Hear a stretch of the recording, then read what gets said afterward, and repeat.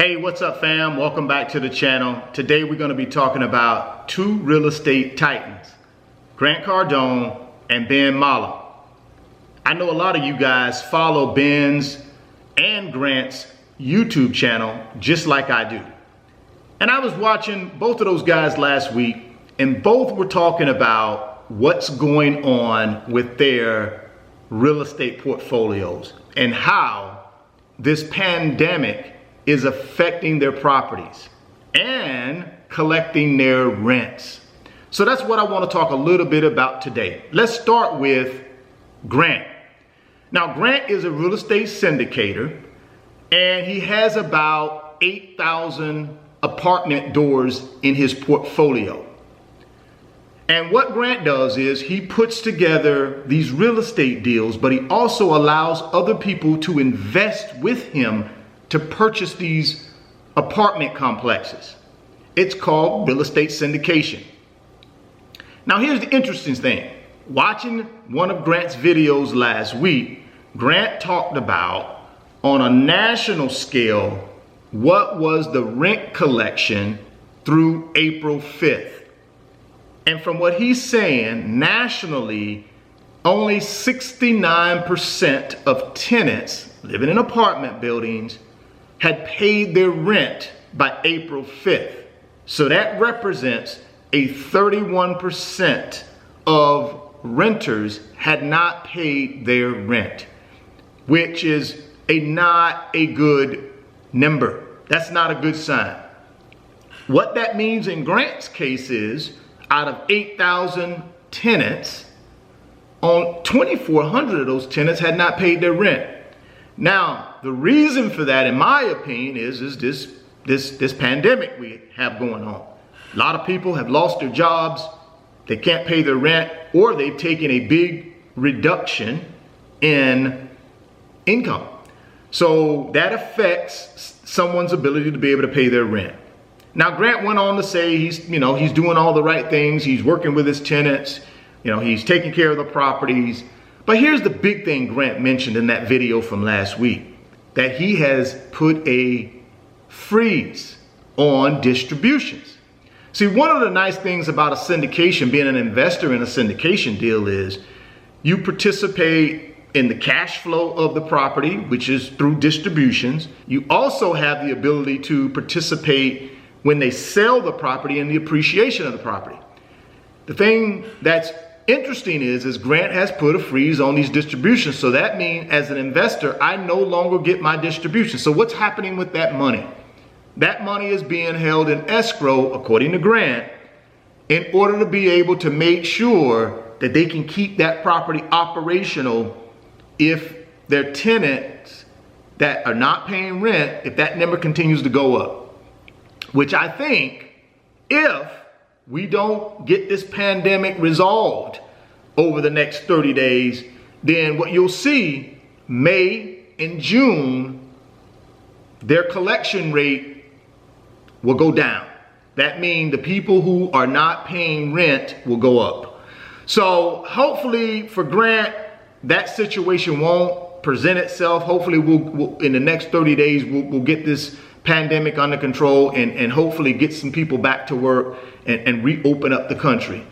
If not, investors are going to be in trouble because you're not going to get those distributions. And if you're looking for that income to come in to live on, that's going to really affect you as a investor. So that's the big news from Grant. He has put a freeze on distributions to his investors.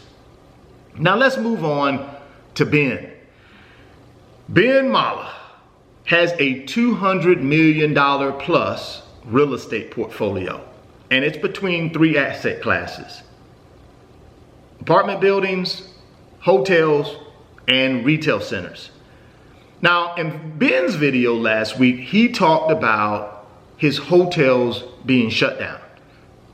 No operations at his hotels, no revenue being generated at his hotels, but he still has mortgage payments and other operating costs that he still has to pay on hotels that are not generating any revenue. He also talked about his retail centers. Ben has some really nice retail centers with some really nice tenants, big national tenants. But one thing he's running into with his retail centers is his tenants aren't paying rent. His national tenants, inside of their leases, they have a clause in there that says if there's a national disaster, then they don't have to pay their rent. And guess what they are doing right now? They're saying it's a national disaster because of the pandemic, and they're not paying their rent. His mom and pop tenants, his local tenants, are also saying, look, country shut down, no one's coming to our retail center, I'm not making any money, so I can't pay you either. So in essence, he's not really collecting a lot of rent from his retail centers, but he still has mortgage payments and a certain level of operating costs to be able to keep those properties functioning.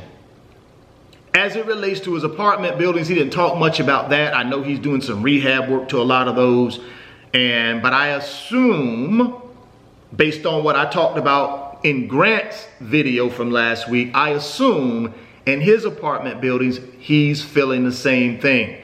The pressure of tenants not paying rent because they don't have a job or their wages have been drastically reduced. So I assume he's feeling the same pressure Grant's feeling in his apartment building properties as well.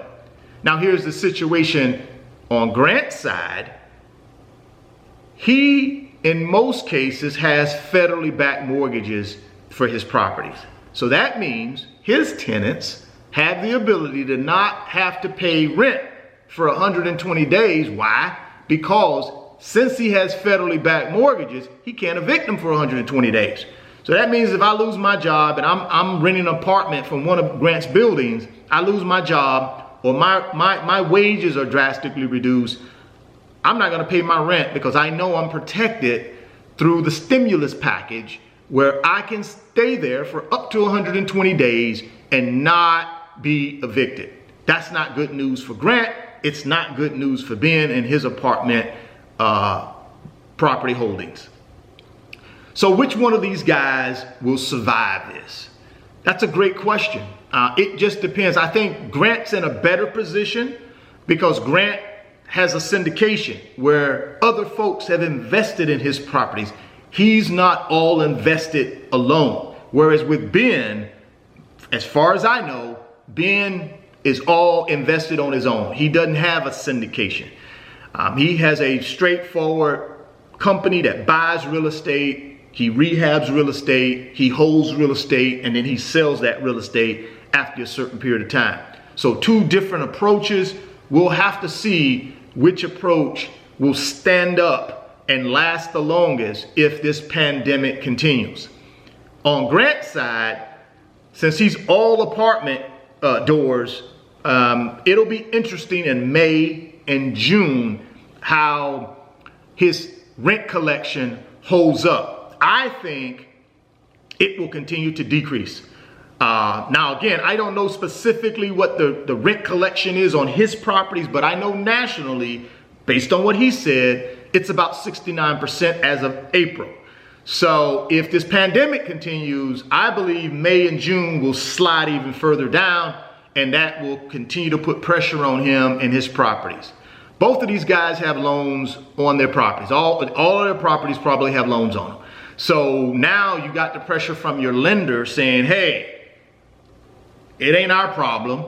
You still need to pay us our mortgage payment. Now, I'm sure some of these lenders will give them some restructure or allow them to defer because it's in the lender's best interest to work with these guys. These guys have big, massive loans. I mean, huge loans, millions and millions and millions of dollars worth of loans with these lenders. So it's in the lender's best interest to play ball and do what they can to ease the pain of these guys not receiving rent income from their tenants. Well, drop me some comments, guys. Tell me what you think about Grant Cardone situation and Ben Mallah situation as it relates to these two real estate titans. I hope they work through this thing and get out of it. If you're stopping by the channel for the first time, please consider subscribing, share the video, and smash that like button. It helps the channel and it helps me too. Thoughts become things. If you can see it in your mind, you can hold it in your hands. You guys keep chasing your greatness and never stop believing in yourself. And I'll catch you on the next video. Peace.